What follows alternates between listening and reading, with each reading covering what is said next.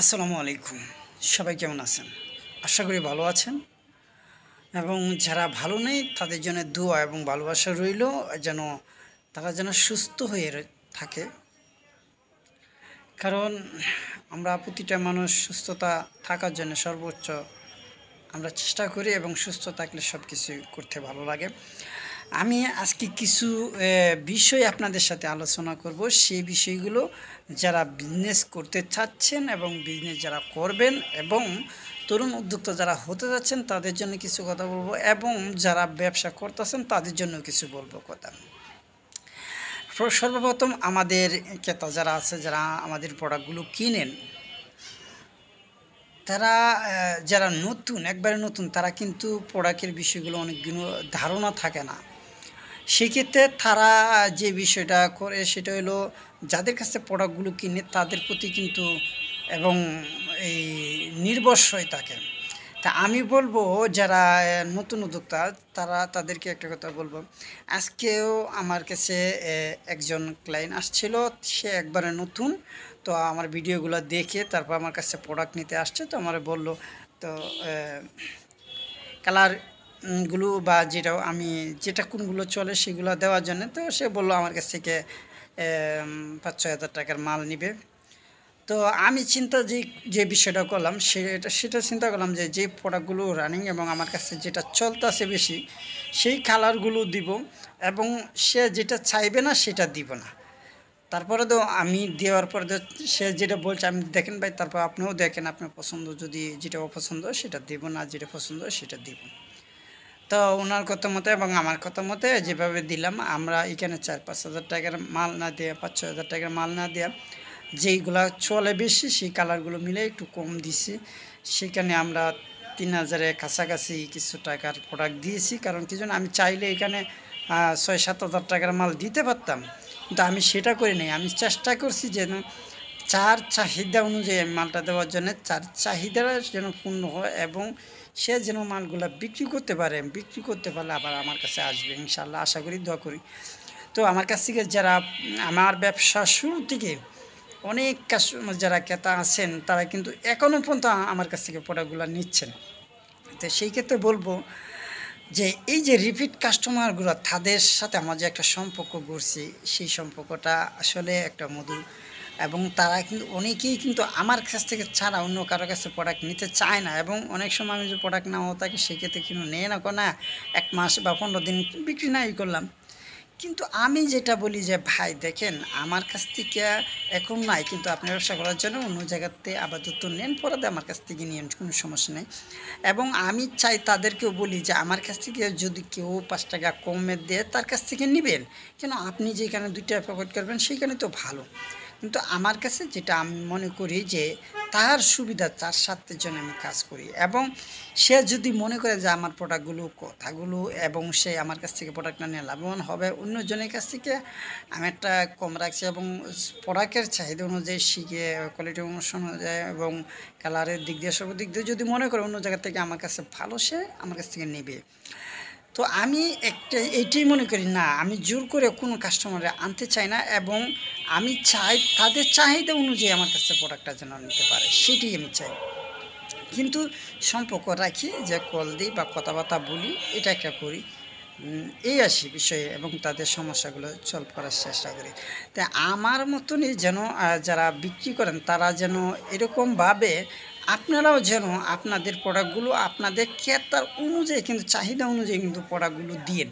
আপনাদের মাল বিক্রি করে টাকা ইনকাম করে ফেলবেন, সেই চাহিদা অনুযায়ী কিন্তু মালগুলো দিন না। কারণ সে যদি মালগুলো আটকা জায়গা বিক্রি না করে বা যে কোনো সমস্যা হয়, সেক্ষেত্রে আপনার কাছে সে আর আসবে না। যদি না আসে সেক্ষেত্রে কিন্তু আপনি দ্বিতীয়বার তার কাছ থেকে একটিও তো প্রফিট করতে পারতেছেন না। তা আমি মনে করি যেন সেই কাস্টমার আবার যেভাবে রিপিট আসে সেইভাবে যেন আপনাদের সেই কাজগুলো, সেই ব্যবহারগুলো, সেই ক্লায়েন্টদের সাথে সম্পর্ক রাখার জন্য। আমাদের অনেক বয়সে আমাদের মতন ফুলাপান আছে যারা মনে করেন কিছু এই বকর সকর কিছু বুঝে না, মানুষের সাথে কার সাথে কীভাবে কথা বলতে হবে তাও জানে না। যেন এমনও আছে যে একটা মানুষ কথা বলে যে কম পানির মাছ যদি বেশি পানিতে পড়ে সে কিন্তু দিশা পায় না কোন দিকে দুধ দিবে। তো এরকম অনেক মানুষই দেখি, ঠিক আছে। তো এই যে বিষয়গুলা, এটা এটা কিন্তু আসলে তারা যে ভিডিওর সামনে বা তারা আসেন তাদের কথা এবং ক্লায়েন্টের সাথে নিজের স্বার্থের জন্য সব কিছু করে না, মানুষকে খাটো করে ছোট করে দেখার বিষয় যেগুলো, এইগুলো পরিবর্তন যারা না করেন তাদের ভবিষ্যতে তাদের জন্য আমি মনে করি ক্ষতি ছাড়া মঙ্গল বয়ে আসবে না, ভালো কিছু নিয়ে আসবে না তাদের দ্বারাতে। তো আমি আমাদের ক্লায়েন্ট এবং নতুন এবং পুরানা যারা আছেন সবাইকে আমি একটা কথাই বলবো, আপনারা তাদের সাথেই করেন যাদের সাথে আপনার আত্মবিশ্বাস গড়ে তোলার পরে মনে হয় যেন তার সাথে তার পড়াগুলো নিলে আপনাকে ঠকাবে না। এবং সেই ক্লায়েন্ট যারা নতুন তাদেরকে বলি যে আপনারা শুরু থেকে অল্প পরিমাণে কিছু নিয়ে তাদেরকে দেখতে পারেন, ট্রাই করে সে কথা এবং কাজে কি মিল আছে কিনা।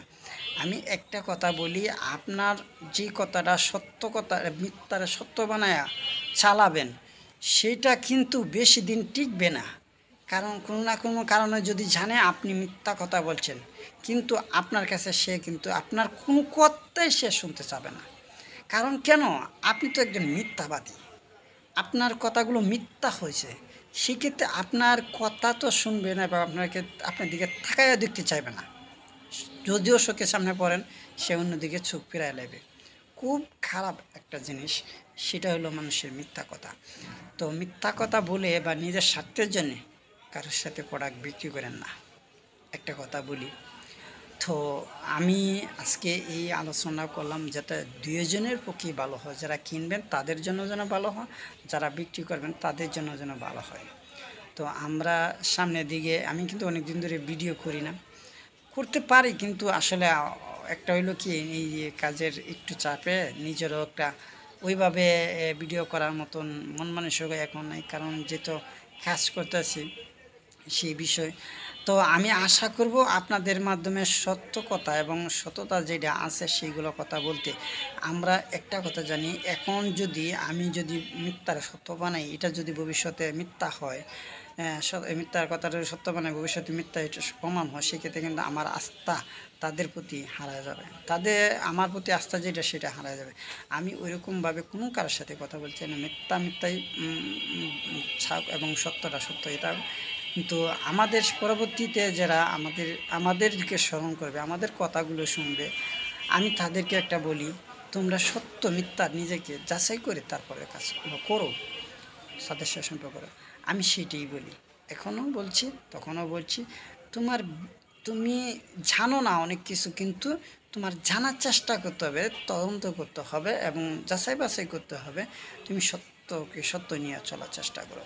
তো আমরা সবাই সত্যর পথে আছি এবং সামনের দিকে যে কাজগুলো করব সেটা যেন আস্থা, সততা এবং সেই কমিটমেন্টগুলো সব কিছু যেন আমাদের ঠিক রাখার চেষ্টা করি। হয়তো সব কথা আমরা ঠিক রাখতে পারবো না, কিন্তু যতটুকু চেষ্টা করে যত পরিমাণে কথা ঠিক রাখতে পারি তো সেভাবে চলবো। তো সবাই ভালো থাকবেন।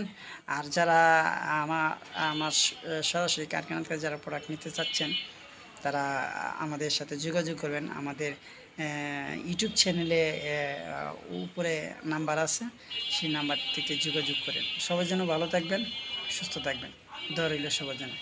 আসসালামু আলাইকুম।